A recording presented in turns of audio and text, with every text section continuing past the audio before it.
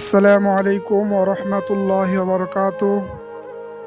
সিজা দক্ষিণপাড়া জামে মসজিদ, বীরভূম, তার ভিতরের কিছু অংশ আপনাদের সামনে দেখাতে চলেছি।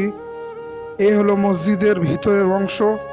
এ হলো মসজিদের নামাজের মুসাল্লার কাতার। এখানে মসজিদের নামাজ পড়া হয়।